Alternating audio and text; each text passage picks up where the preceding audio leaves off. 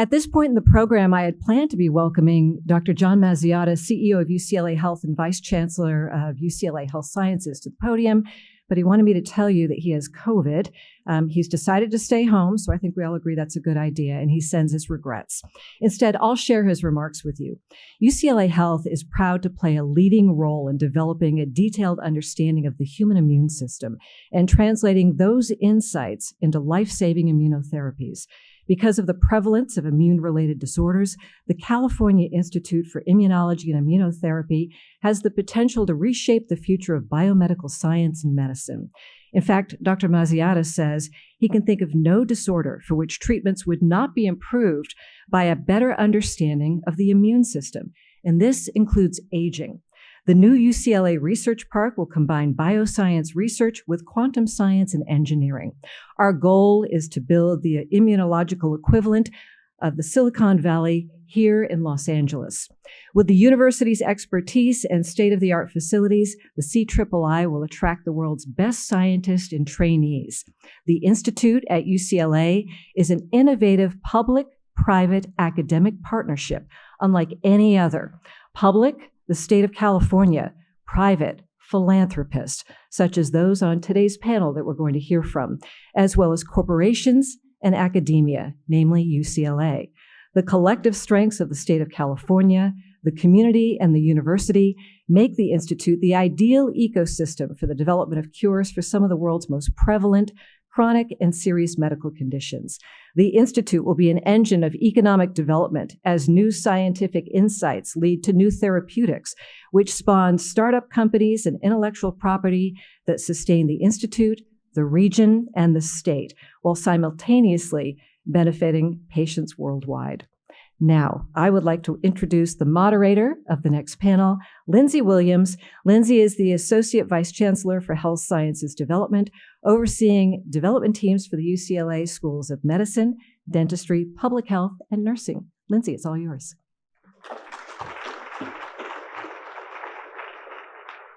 Welcome, and thank you so much for joining our panel today to discuss the California Institute for Immunology and Immunotherapy, located at our new and exciting UCLA Research Park.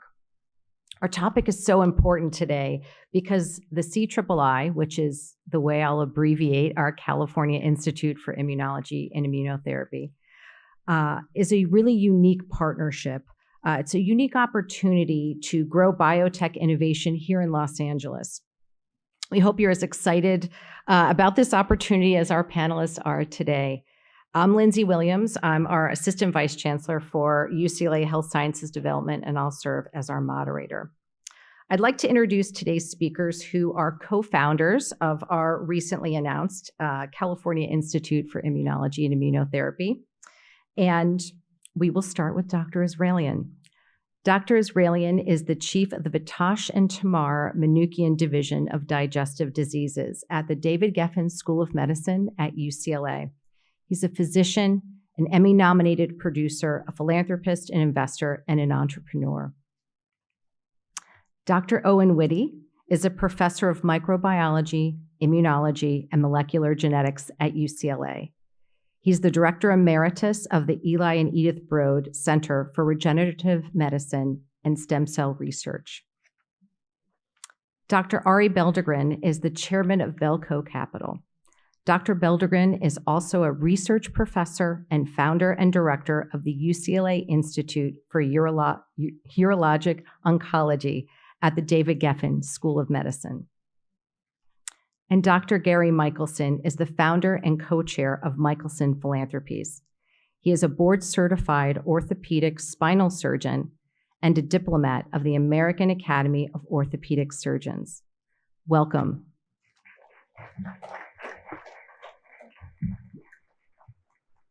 Dr. Witte, you have a storied career in developmental immunology, including contributing to the blockbuster drug Gleevec. Why immunology? Why now? And how do you see the UCLA partnership with CIII being really uniquely processed to streamline the discovery of treatments for new patients? I think it was in your introductory remarks and also several earlier comments, this incredible public-private partnership bringing together the strength of places like UCLA, other institutions in Southern California or across the state or the world, focused on the field of immunology, which in its breadth covers almost every human disease and can be a part of treatment for hundreds of different diseases. I mean, I was really excited to hear this morning about Amgen's approval for the first real drug targeting something specific about small cell lung cancer. It's really an amazing step forward, a disease that had absolutely no useful therapy in terms of long-term survival. So those types of opportunities, which can come from basic research, translational research, and clinical research at the universities, partnered with private entity like a large research institute nearby, a couple of miles down the road, I think it's going to be spectacular. So I'm looking forward to it because I think there's a lot more discovery to happen and a lot more advancements in medicine to occur. And why immunology? What makes it so exciting now? John Mazziotta's remarks said it. Every single human disease has, as a part of its pathology, something to do with inflammation, the immune response, either too much, too little, wrong timing. And so I think it unifies people from multiple medical disciplines, different areas of research, and all the technology bases into a common theme. We have one department at UCLA that has the word immunology in the title, okay? And we have probably 5,000 people working under that banner of scientific disciplines. So I think it's a good idea to bring the force together. Dr. Michelson, you have extensively employed philanthropy as an investment in discovery science, and your passion and drive over the last 6 to 7 years has really made CIII a possibility. First of all, thank you for your passion and your vision. And can you talk a little bit about why CIII and why the UCLA partnership is really a new model for accelerating these treatments and cures? Sure. If you think about what separates science fiction from reality, it seems to me that usually it's just the means to achieve it. And if you look back at Dick Tracy running around with his communicator on his wrist and people walking down the street talking to themselves all the time now, or the idea that we could have three-dimensional projection, that just required lasers, and now we have holograms. About 2008, I decided I would try to develop a vaccine where with a single dose, you could provide enduring birth control to a woman. Everybody told me that was impossible. Earlier this year, we had published in Nature the proof that we can do that. 11 years ago, Bill Gates and I decided we would fund something that was absolutely preposterous. We've had some success in developing vaccines against viruses and bacteria, but we decided we would develop a vaccine against a huge animal, a hookworm. So there's about 850,000 people in the world, 850 million people in the world that have hookworms. and they're a horrific parasite. They essentially consume the heme out of the blood and leave women profoundly anemic, so they die at childbirth and cause retardation in kids and all kinds of terrible things. But the idea that you could develop a vaccine against a huge animal was preposterous. Earlier this year, we had a challenge study, which you cannot do in this country, but it provided 95% absolute protection against worms. So those were two impossible vaccines that I was involved in. And now I want everybody to think about this. We today have two vaccines that prevent cancer. Now, I heard the words cure, I heard the words treat today. The only thing that beats that is preventing it. And we are literally past science fiction, and we're up to the Sherlock Holmes phase of developing vaccines against tumors in solid organs. This was preposterous 15 years ago, 10 years ago. We're going to do that right now. So as a philanthropist, I cannot think of any place to invest the money that would have the impact, the return on investment that a vaccine does. One dose and you're going to prevent the horrors of cancer. I mean, it's almost inconceivable. And the mission of the CIII is to develop those vaccines. And while I'm the first one to acknowledge the prowess of academic research and what it's provided to all of us, there's always been a reluctance of academia to embrace commercialization. That's a mistake. We need to spawn out the next Amgens and Genentechs and build out an ecosystem and have a vibrant commercialization. So we've got the state of California to pledge $500 million into this institute, which they've never done before. Because of that promise, we don't do research for research's sake. We do it to help mankind. We're going to make these discoveries and we're going to convert those into immunotherapies immediately. That's our goal. It's so exciting to be part of. And again, thank you for your dedication. Again, 6 to 7 years of developing that vision with our colleagues. Dr. Belldegrun, the Institute will leverage discoveries in immunology and immunotherapy to develop a new generation of treatments. What do you see as this novel public-private partnership doing for Southern California? And, why UCLA? Why now? Thank you, Lindsay. Number one, to emphasize why immunology. I'm at UCLA over 3 decades. I moved from the NIH with my background in immunology, and I wasn't sure whether I came to the right place at UCLA and starting to look at a place that I can write our first project program and submit to the NIH to get some funding. We're just young assistant professors. Well, I found Steve Dubinet, who is now the dean of the medical school, Jim Economo, who is one of the professors and was the vice chancellor for research, Tony Ribas, then starting on the immunology side, then starting on the prostate side with Owen Witte. This was over 3 decades ago. Now, all of us are here. All of us continue to do work. And finally, immunology is in the center. We were a small group here that developed. So why immunology? Because that's the birth here of immunology is entrenched, and we have hundreds of people who are working here in immunology. We then, 1996, we said we need to start moving, not dissimilar to what Amgen has done. We need to become a little bit of entrepreneurs, but here in Santa Monica, not a little bit of outside, because it's too far away to run from the hospital to every day to a center where we can use the entrepreneurship company. So we started a small group of us, professors at UCLA, with a small company called Agensis. It was called Eurogenesis, then we changed it to Agensis.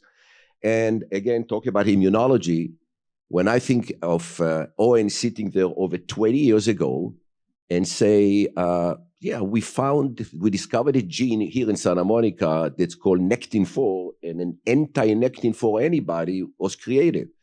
And then he said, why won't we put it together with a toxin? So we went to Seattle Genetic and we created what today is enfortumab, or Padcev, who eventually was acquired by Astellas, now acquired by Pfizer.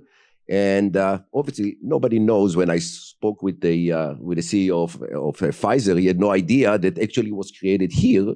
And as you all know, last year he was the plenary session keynote speaker here.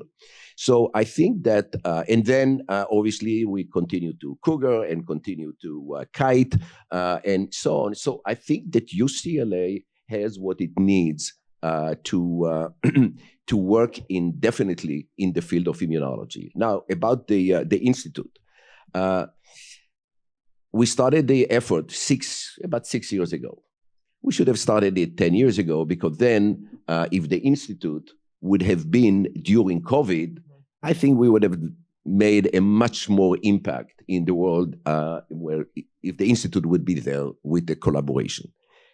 What we need to achieve, kind of the best in the West, we model it initially after the Broad Institute in Massachusetts. But we said we will build the 21st century Broad Institute. And in order to do that, we traveled in a lot of the institutions. We learned exactly the bylaws of each of them. And it took some time to convince the UC system and the regions, but eventually, and then thanks to Gary, we got the ear of the governor and the support of the governor, who visited here the Institute just several months ago. So I think in order to be successful here, we obviously need to build the dream team. And that's, Owen, no pressure here, but that's what we need to do, number one. Number two, it's continue the collaboration mentality that we have started 30 years ago. And we all here, we all professors, we all did very well, but we all continue with the academic world. So there's no dark side. This is the side that you have to be in both sides. You can do the two together. In addition to that, you have to be all inclusive. You mentioned California Institute. It's not a UCLA Institute. It's the California Institute of Immunology and Immunotherapy, and it should be including Caltech and USC and any other institution. And we are making a major effort to be all inclusive. Now, the private-public, you heard that. That's extremely important because the philanthropy for this institute will enable us eventually to start companies. And there is, on the site, there is dedicated sites for startups, for larger companies to come in and create an ecosystem which is no different than what's happening now in Boston. And we hope that all will generate an evergreen situation by which we invest philanthropy. Takes few years to develop the first company, but then UCLA and California will benefit from the proceeds of each of the companies, and then it will feed and generate the entrepreneurial spirit here in Los Angeles. So I would say that we need to develop the whole mentality of more startups, more funding, more VCs, like Ray said, that need to come here. So we are on our way. When I look at what happened 30 years ago, when there was nothing here, at least in Santa Monica area, we have come quite a lot, but it's just the beginning. So true. Philanthropy and private investment are such an incredible accelerator to discovery, especially at a public university like UCLA. Dr. Esrailian, you have such an admirable history with UCLA. You've invested philanthropy in emerging fields of science and discovery. You've also helped other philanthropists and other investors to do the same. Why did you choose to get involved with the California Institute for Immunology and Immunotherapy? And can you tell us a little bit about the new UCLA Research Park as its home and why that was so important? Yes, absolutely. And first of all, I want to thank all of you for your attendance. This is an impressive crowd, remarkable. And I want to thank TDG for doing such an excellent job. So I also want to thank my fellow co-founders and leaders here who are all friends and mentors in many ways and really inspirational for me. And I have to say the primary reason I became involved was because of them, because of their commitment, because of their enthusiasm. But, I also have an incredible sense of gratitude for this institution, the UC system. I'm a product of the UC system and UCLA specifically. I think that we've talked about some of the other impressive biosciences communities around the country, and we all have a vision for Los Angeles to replicate that kind of situation and maybe make it even better. And there are some really amazing things about this community, and there's an opportunity for us to expand the reach of the university down towards the south, essentially to our research park, and to create a dynamic system by which we have companies, the university, academicians, entrepreneurs all working together and doing great things for society. I mean, when I hear about the origin story of some of these drugs, it's remarkable. And yes, we should have started 10 years ago, Arie, but the best time to plant a tree was 20 years ago, and the second best time is right now. So that's, for me, it's really, building on the legacy and the kind of the early days of the great scientists and entrepreneurs who started their careers at UCLA, and hopefully inspiring others to do the same.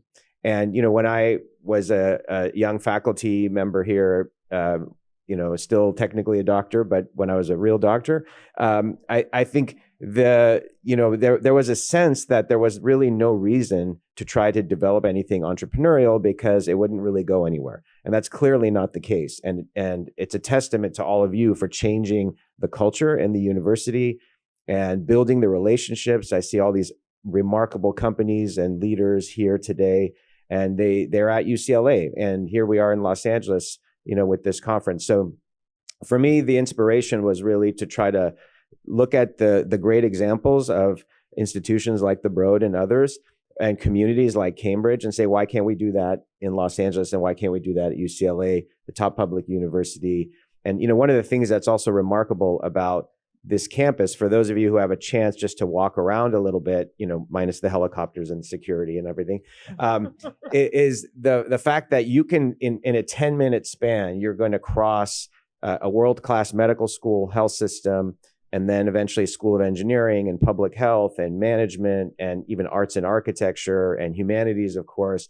And all of these disciplines come together to create the entrepreneurial ecosystem that we're all aspiring to build on. So I think for me, UCLA presents a remarkable opportunity. And again, as a public institution in the state of California, we do rely on philanthropy, which is why all of my co-founders and I feel like we need to also contribute. I heard something the other day, which was, it kind of stuck with me, is that the University of California, without the philanthropic support, would still be a good university, but it clearly wouldn't be the top public, especially UCLA, would not be the top public university in the country. So really, we depend on that relationship to augment the support that we get from the state and from tuition.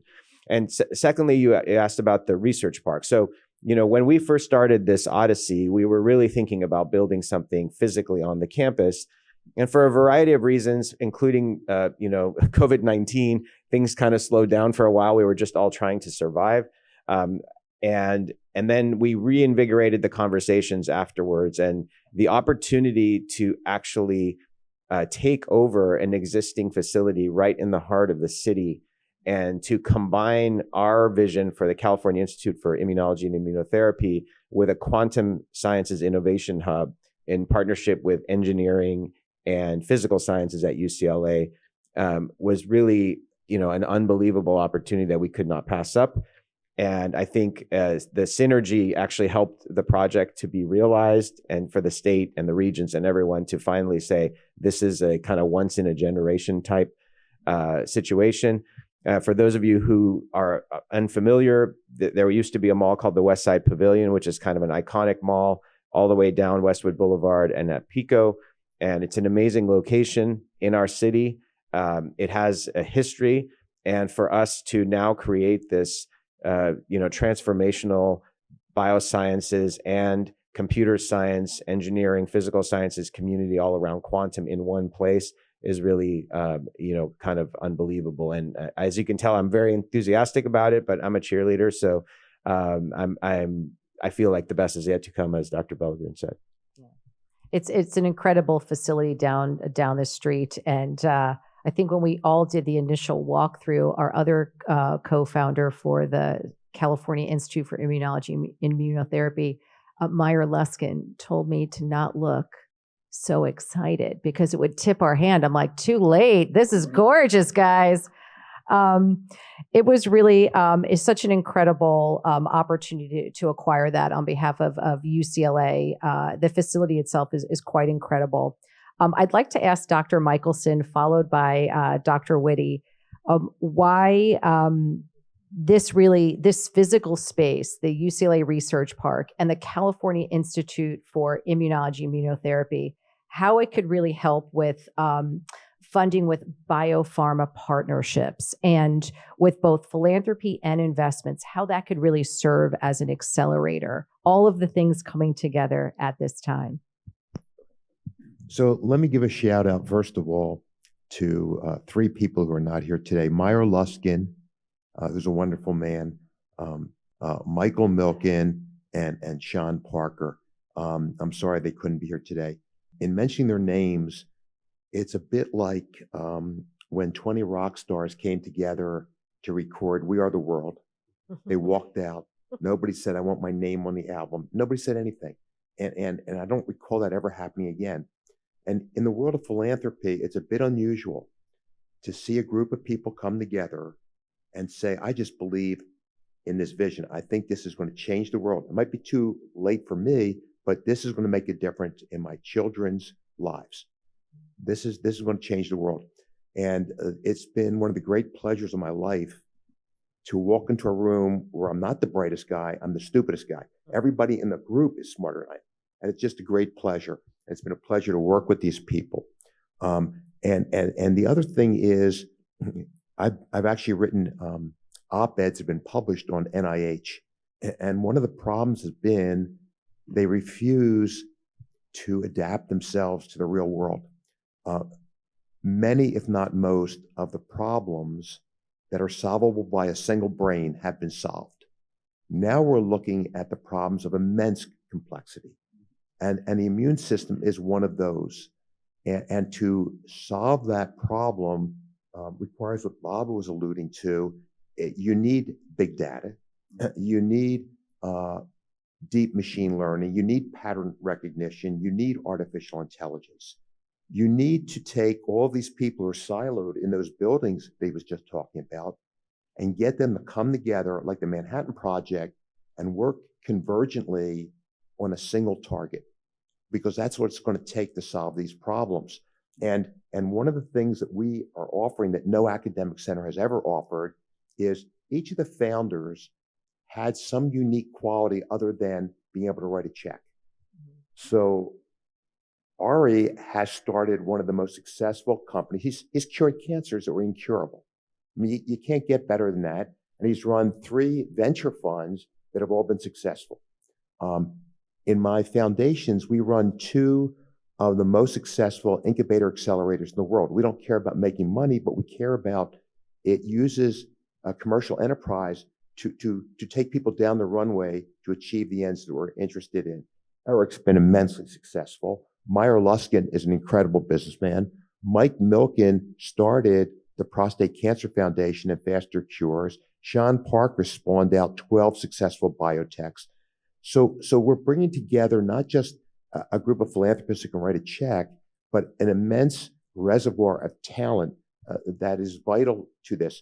And it's the intention of this institute to have an internal self-funded incubator accelerator to play Shark Tank, if you will. We're going to have the world's leading immunologists and say, yeah, let's invest in that and start a new company. So we plan on being the nucleus for an entire ecosystem of biotech startups. And Lindsay was asking about the relationship with UCLA. Yes, it has immense talent, but what it also has is incredible physicians and one of the largest hospital systems in the world. We're not going to try to sell off these inventions on day one to somehow monetize them. We have a GMP. We're going to make our own drugs. We're going to run experimental protocols. And One of the beautiful things about LA is its diverse population. When you see these modern studies, I'm not trying to discredit that, where the population was 99% white people, that's not representative. LA is fantastic. So these are all the beautiful things about this institute. Thank you so much. Owen? It's going to be hard for me to top that because all of the key points were made. But what I see from over in the academic world is all of the things that block us from taking a new idea or an advancement that you've made in your laboratory in a small setting over the hump to get to collaborate with the right people to take it into a translational phase or eventually into the clinic could be expedited through this type of institute. It's not that you can't do these things. We've done it. Arie talked about a couple of good examples, but to facilitate it, to make it easier and to make it easier for a much larger number of academic researchers who can then convert into a useful model in the business world of making something and getting it out to patients. That's really exciting to me. And through things like the Stem Cell Center that I founded some years ago here at UCLA, philanthropy plays the most important role because the money can be used flexibly as opposed to government grants, which have a long startup time, a low success rate, and you got to keep going back to get the same grant. That doesn't lend itself to really creative thinking. But having funds available, infrastructure, and people who are receptive to new ideas and look for them and support them, that's really important. So that's what I hope this will turn into. Can I just make a quick comment based on what Dr. Witte said? So, for those of you who are involved in academia, you know the competitiveness of applying for extramural grants from government agencies. And, as someone who funds laboratories and supports scientists, I see the need to sometimes just tread water or to pursue science that's probably fundable and much more safe by an extramural agency. And, the model that all of my colleagues here have been talking about will hopefully stimulate, the opportunity for scientists to be more innovative, to take more risks, and to kind of break out. Of course, we would love for scientists to get grants, but I think to be able to pursue novel studies that will potentially lead to treatment that potentially will be helping patients is really the dream, and that requires our private participation. Absolutely.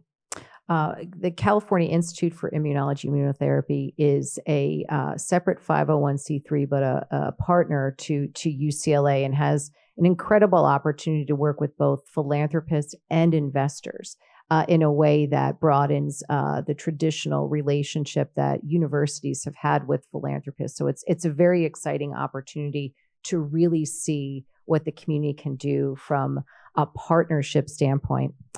Dr. Belldegrun, as we come almost to the end of our time here, can you tell us what you have the storied career, the relationships in Los Angeles? Can you tell us a little bit about what you think this will do to the community and certainly the relationships with biopharma?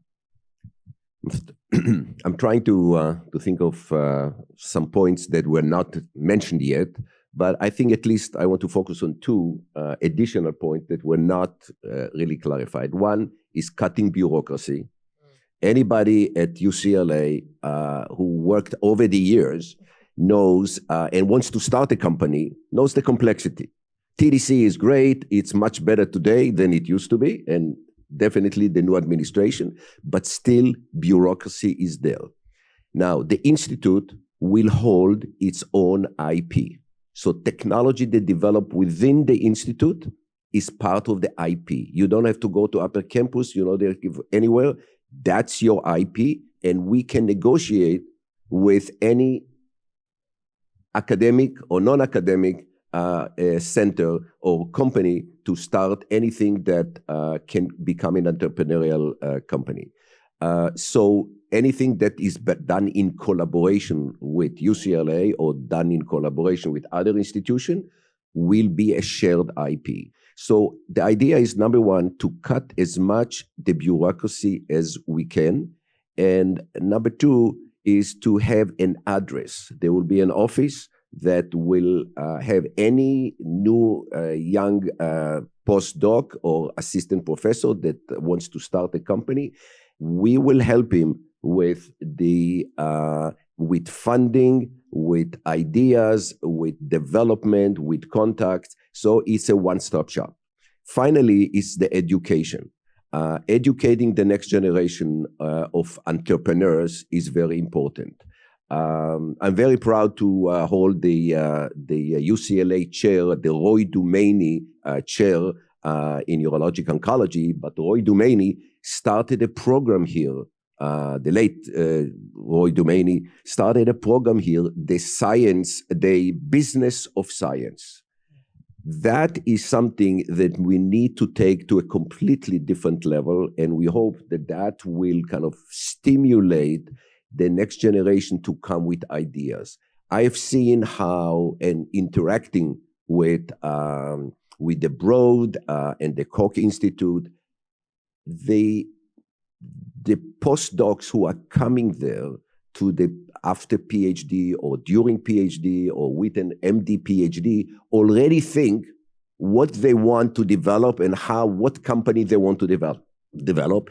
And during the PhD program, they are already had in mind what they do after. And it's not unusual for these guys finishing and immediately become entrepreneurs.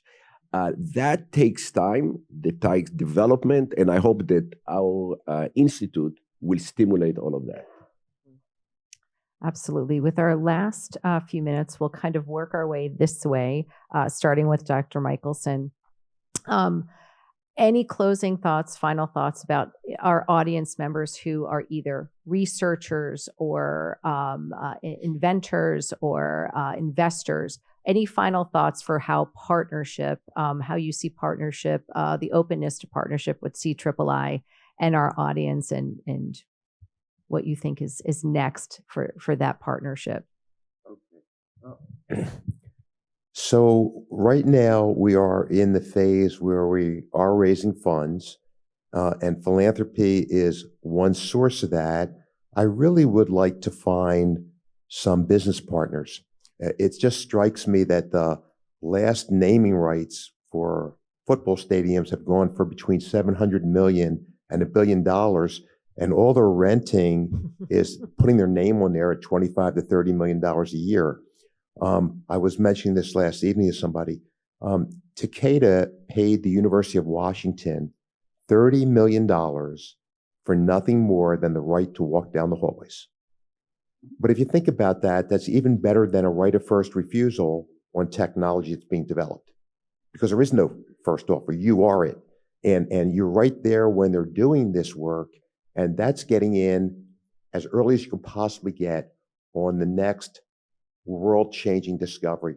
And so what I'm really looking to do is find a commercial partner who says, you know, there should be something before California Institute for Immunology and Immunotherapy. It should say like Amgen or something, you know. Anyway, and then in return, they're going to get a lot more than the people who put their names on the football stadium, because they're actually going to get something of value. They're going to get probably what would be the most potent research institute in the world for immunology and immunotherapy. And I say that because there is no place in the world today that has under one roof 500 research scientists in immunology, a next generation artificial intelligence center, a center for engineering, and quantum computing. And I have many friends who've been telling me that quantum computing is science fiction. Wrong. It's 3 years out from hitting.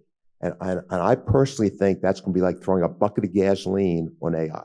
So it's an incredible opportunity. And so that's my last words. I'm looking for a commercial partner. Okay. Okay, Dr. Witte. I like the idea of the Amgen as opposed to This wasn't a setup. Okay.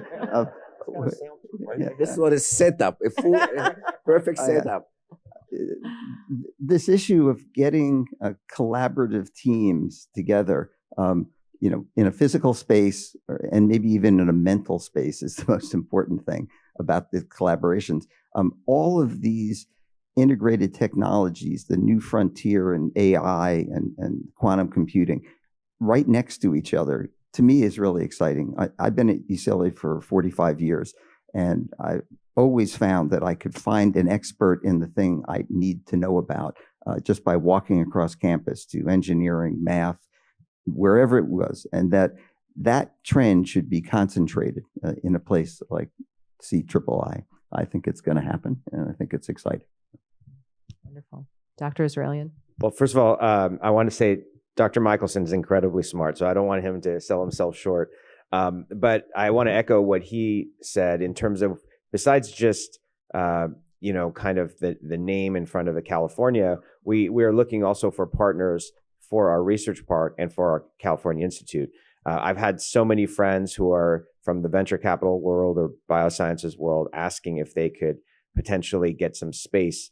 And that's exciting to me. And that's something that we all want to discuss is, for companies and for organizations who want to set up a beachhead here on the West Coast, or specifically in the center of Los Angeles. I don't think there's going to be an opportunity like this because it would be very difficult to build this from scratch. And I think it's an amazing kind of opportunity for the right partners who want to be in the ecosystem surrounded by bright scientists. And as Arie and Gary mentioned, we're right in the vicinity of other fantastic universities like USC and Caltech, just to name two. And so there's an opportunity for us to have partners who want to establish a presence and interact with all these great scientists and entrepreneurs. So that's really what I'd be looking for as well. Dr. Belldegrun, final words. A dream come true day will be when it's the first day of the opening of the Institute. But I think the Institute as itself is not enough. You need to create an ecosystem around it with several startups that will join the area, and we have space for that. Big pharma to come in and take some space, and we will have enough space for that. Anybody who will visit the 500,000 or so square feet of space, which is an amazing new space, and we are very lucky to get, will understand that this is creation of a unique ecosystem that will grow and develop, plus everything that the academic world here in Los Angeles can offer. So that's the dream come true will be the first day. Well, I'd like to thank our panelists. I'd like to thank Dr. Michelson, Dr. Witte, Dr. Esrailian, and Dr. Belldegrun for their insights today. This is a very exciting time for UCLA and its partnership with the California Institute for Immunology and Immunotherapy. This launch, along with the acquisition of the UCLA Research Park, is one of the most innovative moments in the university's history. And we're so thrilled to have you all as interested and future partners. So thank you so much. Thank you, Lindsay. Thank you.